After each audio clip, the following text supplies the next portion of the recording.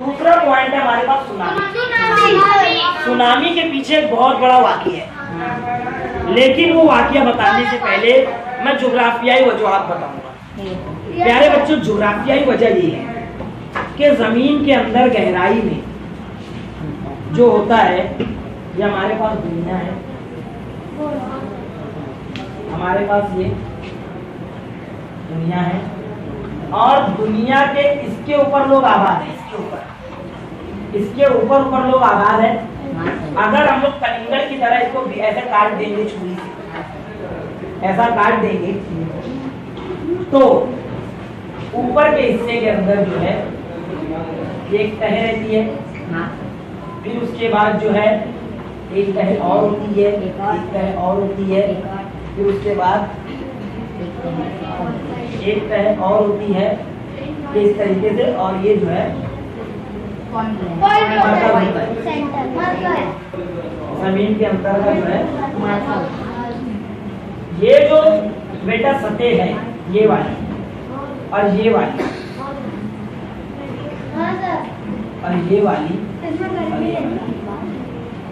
इसके ऊपर आबादी है, इसके नीचे जमीन का कुछ हिस्सा है, इसके नीचे जो है वस्ती खोल है और दाखिली खोल है, खारजी खोल है, जिसके अंदर बहुत सारी धातें पाई जाती है, सिलिका वगैरह, मैग्नीशियम वगैरह धातें पाई जाती है। लेकिन जैसे जैसे हम अंदर जाते हैं, ऊपर के हिस्से में दर्जा हरारत यानी कि गर्मी कम होती है, और ये नीचे के हिस्से में हम आते हैं तो यहाँ पर दर्जा हरारत बहुत ज्यादा होता है और इतनी ज्यादा गर्मी होती है। आप लोग देखे होंगे कि जब लोहा गर्म किया जाता है तो लाल होता है, और बहुत ज्यादा गर्म किया जाता है तो पिघल के बैठ जाता है। कोई भी धात, लोहा, पीतल, तांबा, कांसा, जस्त, मैग्नीशियम, सिलिका, कुछ भी हो, अगर अंदर मौजूद है, यहाँ तक के जितनी ये सारी चीजें हैं, जब इसको जो है ज्यादा गर्मी मिलती है, बहुत ज्यादा एक हद होती है उनकी, कि उस हद के बाद, उस हद की गर्मी मिलने के बाद जो है पिघलना शुरू होता है। जिस तरीके से पानी को अगर गर्म करो तो पहले नॉर्मल गर्म होता है, फिर ज्यादा गर्म होता है, फिर बलकने लगता है, बलकने से भाप बन जाते हैं। यानी पानी पहले माए था, ज्यादा गर्मी से वो गर्म होने का वो भाप बन गया, और भाप बनने के बाद जब वो ऊपर से जो है सर्द इलाके में जाकर गिरा तो वहां पर वो पूरा क्या बन गया, बर्फ की शक्ल इख्तियार कर गया।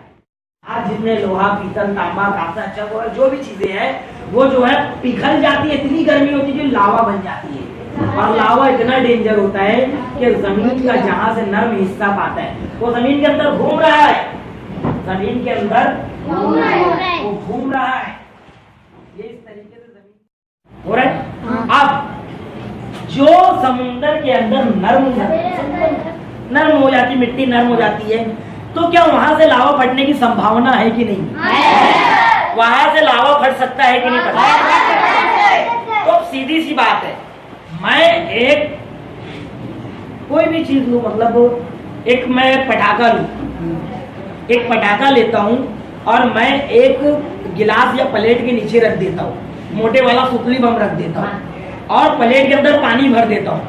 अब पटाखे वो जो सुतली बम है उसको माचिस लगाकर दूर हट जाता हूं। जब वो फटेगा तो उसके साथ इतना जोर होगा कि प्लेट तो छट गई, उसके बाद तो पानी भी बहुत ऊपर तक जाएगा।